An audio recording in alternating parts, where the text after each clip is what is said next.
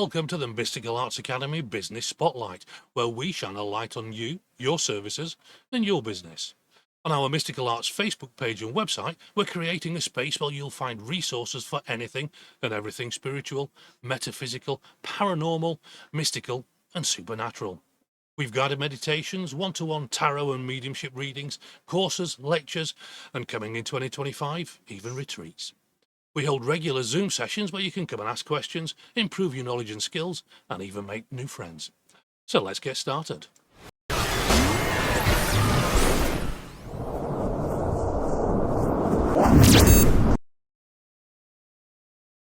Our guest today is Kate Gantt with Southern...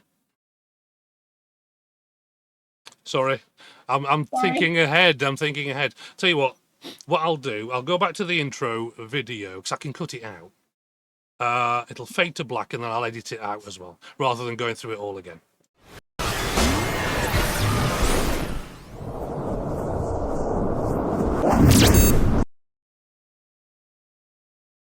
Our guest today is Kate Gantt with Soul Chakra from Greenville, Southern Carolina. She's been working as a registered nurse for the past 13 years and has found a more wholehearted connection as a medium and healer. Her mediumship journey began in November of 2021, when she found out she was a medium and has been practising ever since.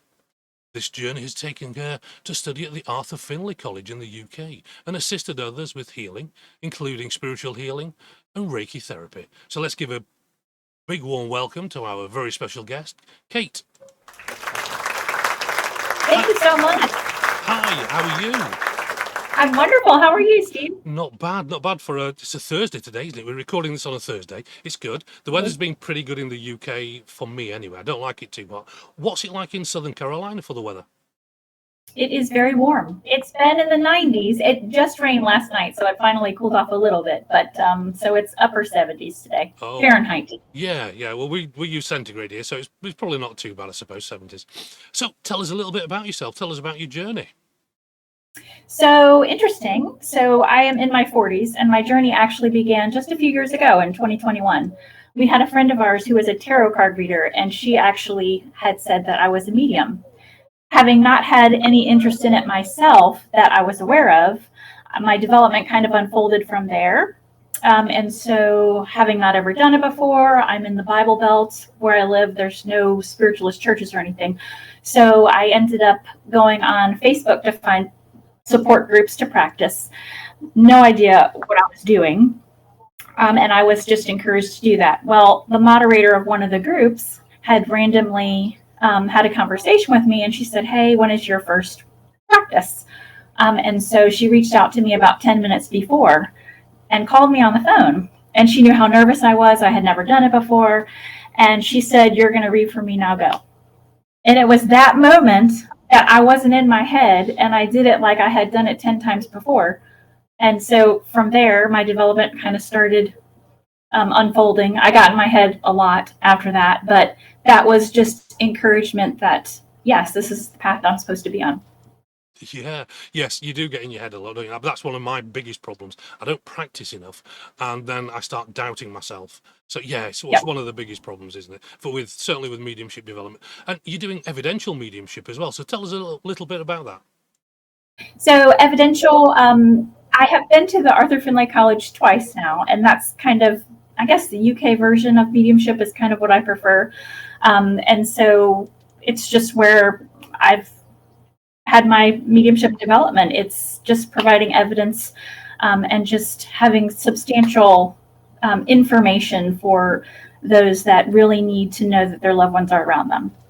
So it's like giving personal information from the person that's passed over, like birthdays and sort of special events that have occurred, things like that. Is that right? Personality, clothing, different traits that are specific to that person. Wow, that's good, isn't it? I mean, I do like the evidential mediumship side of things, rather than just sort of general information and general insights and intuition. So being a medium, I think that's what it is about. People want to know that their loved ones have survived their transition into spirit and are still around them, isn't it? That's the thing. Absolutely. Absolutely. So you're also a spiritual healer and a Reiki practitioner as well. How did you get into Reiki? So Reiki was just I guess a calling. I just felt that I all of a sudden wanted to start doing healing as well, and so I started doing Reiki last year, and then actually went to take a course for spiritual healing January of this year, because I feel like they're kind of closely connected, but it just depends on the way the person accepts it. A lot of people, if you say, oh, I'm a spiritual healer, they'll say, oh, I don't want anything to do with that. But then if you say, oh, it's Reiki therapy, they're more open to it. And so it allows me to help more people by not having to go through specifics of how that healing is taking place. Yeah, that's how I started as well. Back in the mid-80s, I started my development on the mediumship side of things, and I really wanted to go into the healing, spiritual healers. But in the UK, then it was about a 5-year process, and didn't really want to spend 5 years learning about the ins and outs and practicing, etc. So I went the Reiki route as well. I did my Reiki level 1 in 2001, I think it was, and then Reiki level 2 the beginning of 2002, and just earlier this year I did my Reiki masters. So yeah, I've been doing Reiki for a while as well. So it's a wonderful practice, and some of the things that can happen while you're doing the Reiki is quite profound as well, isn't it? Have you had any Absolutely. sort of really nice experiences while doing Reiki? Absolutely. Not only just being able to connect with the clients, but it's a way to. Um, there was one experience where I had seen, I guess maybe a past life of one of them, that it was just kind of connected to a part of their personality that fit into this life, because they were open to having a conversation about it, and so that was a pretty amazing moment. And just having people with actual relief from pain and anxiety and stress, and just an overall well-being, being more open spiritually, has affected them very much as well. Wow, that's good. That's good. I mean, some of the experiences I've had where that they've. I also work with a couple of doctors in spirit as well, and they come through, and they can be a little bit, shall we say, the bedside manner isn't brilliant, so they can sort of, instead of putting some anesthetic around the particular painful area, they'll just prod and poke and make it feel worse, but obviously doing their job, of course. So yeah, they can be a little bit painful as well in places. So yeah, that's good. So what about, you do distance healing as well? Absolutely, yes. Yeah, and the people would book that on your website, which we'll talk about in a little Yes, while. Yeah, so just yes. It's just a convenient way for those that don't have time to leave their home or don't want to get out of their home, or maybe they're elderly and can't move around as much, but they're still able to receive the same healing benefits from their home. definitely. And there's been a lot of studies going into the distance healing where it's been proven. It is a scientific fact that it does work. It is repeatable. There's people like Dr. Joe Dispenza, if you've heard of him, that's been doing studies with a group of advanced healers sending distance healing, and of course they've had some phenomenal results, and this is in a scientific environment as well. So yeah, they're doing experiments on petri dishes and things like repeatable experiments, because that's what science Yep. is all about, isn't it? It's proving that it does work. Distance healing works, Reiki works, spiritual healing works. Absolutely fantastic.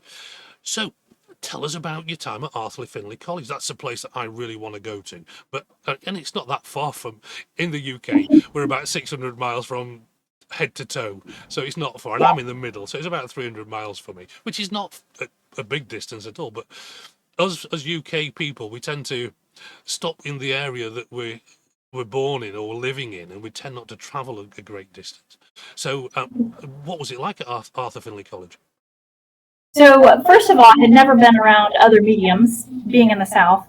So, when I had made it there and actually got onto the grounds, the energy there was so intense. I immediately thought I was having a panic attack. It wasn't me. I wasn't nervous. I was excited, but I had all of this feeling inside, like just super anxious. But after a few hours of being inside the college, it actually had resolved.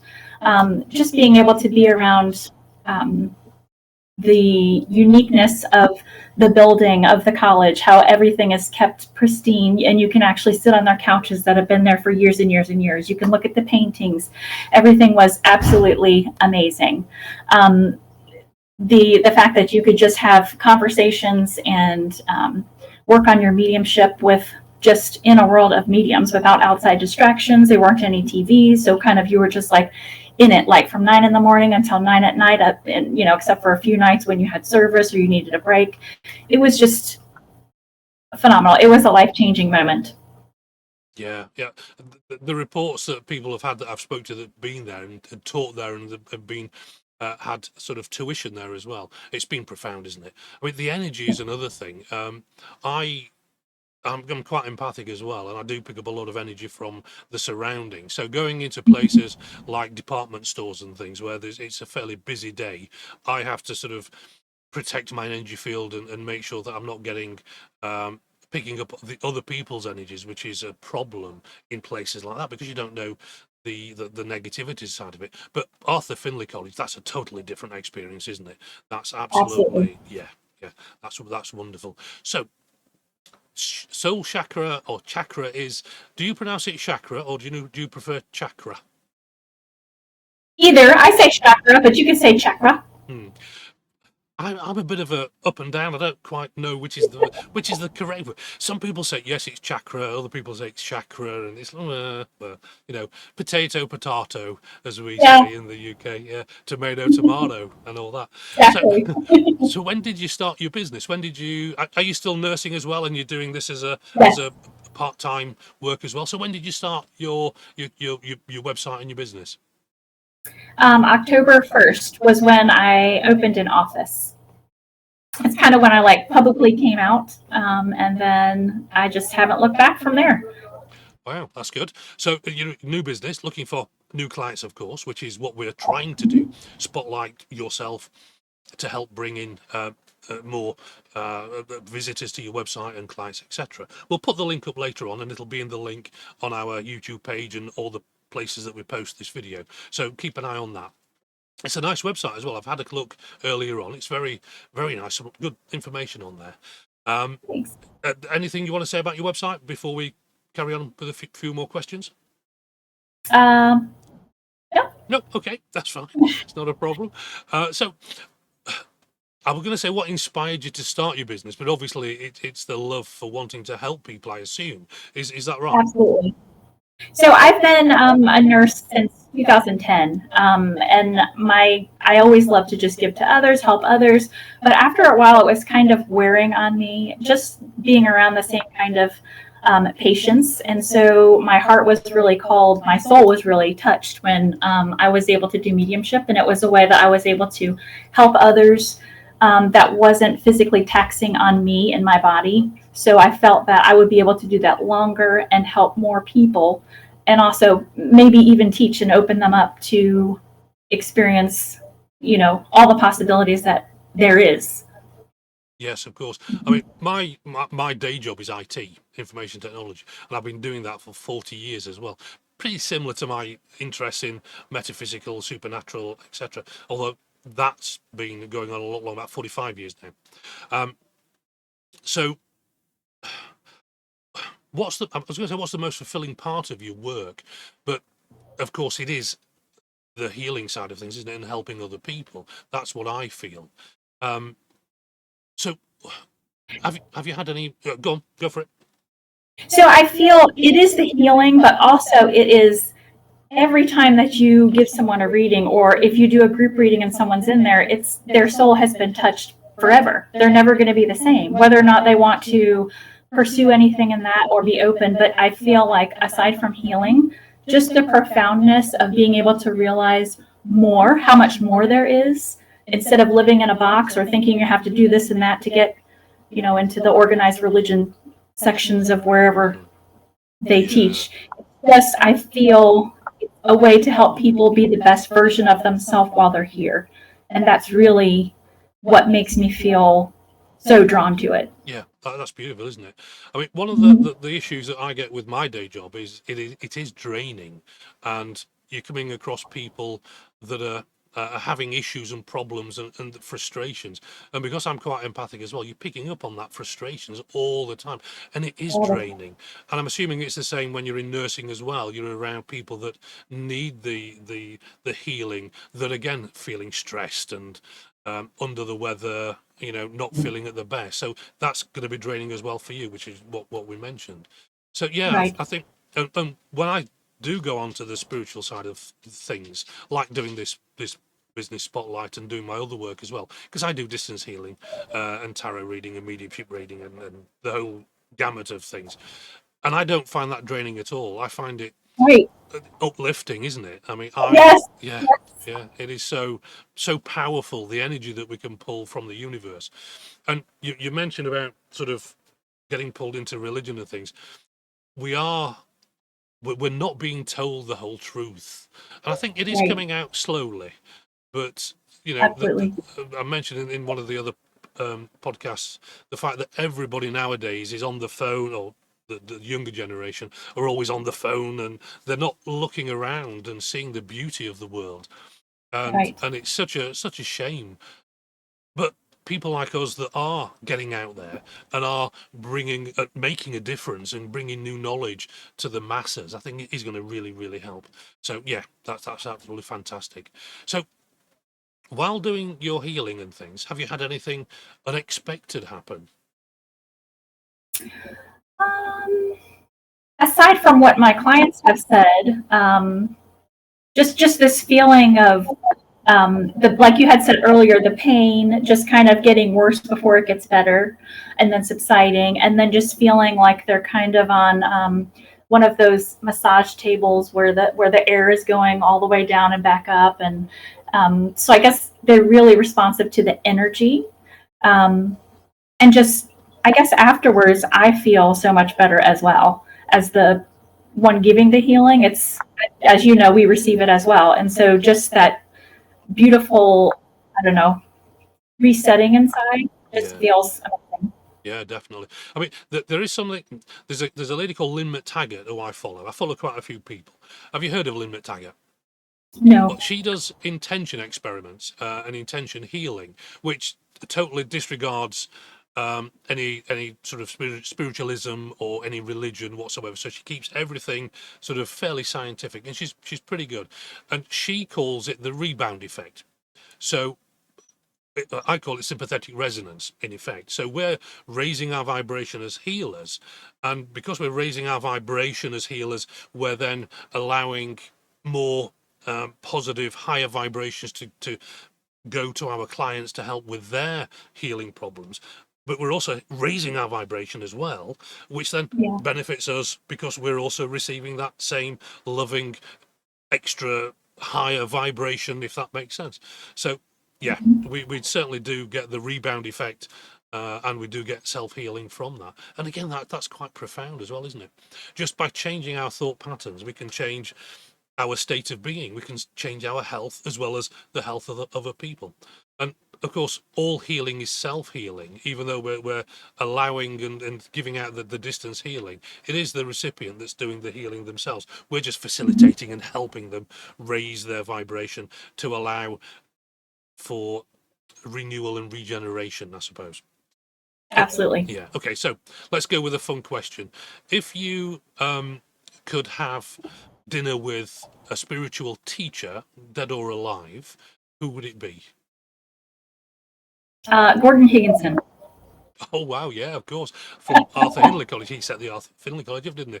Of course, of course. Well, the last two that we've had, the same person came up. And Wow. that was a lady called Doris Stokes, who was a big medium in the early 70s and sorry, late 70s and early 80s.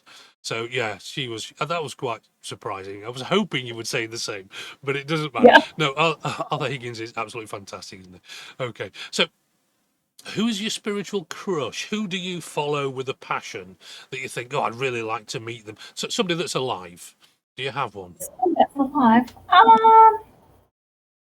I'm not really sure. I like the tutors that were at the Arthur Findlay College at the time. I follow Andy Bing, John Johnson. He was my first tutor, and I've taken 2 courses with him. He's absolutely amazing.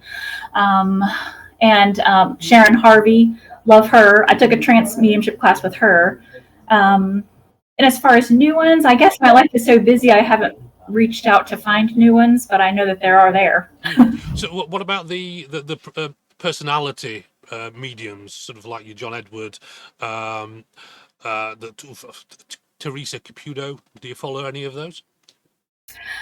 I don't. I used to watch Teresa Caputo when I was younger, and then I've heard of John Edwards. I heard he's very good. I would like to go to one of his demonstrations. The other good one as well from America is James Van Prague. He's really good if you've heard of him. Yes. Yeah. Yes. Really love James Van Prague. So that's good. So if you could give your younger self one piece of spiritual advice, what would it be? Don't please others and just be yourself. Yeah, that's good. That's good. Yeah. Yeah. Some of the other past people that's been on here have said, don't wait, move forward. Don't hold yourself back. So yeah, that's one of the good ones as well. So what advice would you give to someone thinking about starting their own spiritual business? Everyone does it in their own way. There's no right or wrong way. So whatever feels right to you is what's right for you. So whatever, I felt called for everything that I have done with mine. And I know that it's right. So I feel like if it's coming from your soul and your heart, you'll know that it's right. Yeah, that's good. That's really good. Yeah, I think we're all individuals, and we all have an individual way of speaking and acting, and we all have our own beingness, I suppose. So yeah, likewise, healing and spirituality and businesses are all going to be run in a slightly different way. So yeah, that's really good. So what products and services do you offer on your website? Is it all what we've been talking about, or are there any extra products that we've not spoken about? Well, I do intuitive readings, which would be like the psychic readings, but I didn't want to label as that because people think, you're going to tell them their future. But it's more of a soul connection where you're just connecting with them and their needs. The mediumship readings, the healing, and I do both of those remotely, the mediumship on Zoom, and then I also do group. I haven't had any sessions booked yet, but I just put it up. So the Reiki sessions for groups one at a time, and then the mediumship for groups. So that would be on Zoom, and then you sort of send distance healing to each individual person that's in the Zoom session. Is that right? Am I getting that right? No, it would be a one-on-one. Right, okay. I thought you said group sessions, but yeah, no, that's understandable. That's even better, isn't it? One-on-one Zoom sessions for healing. Well, that's fantastic. So. Oh yes, there is a group Zoom as an option. Yes. Right, that's good. That's good. So, anything else you'd like to talk about before we head off?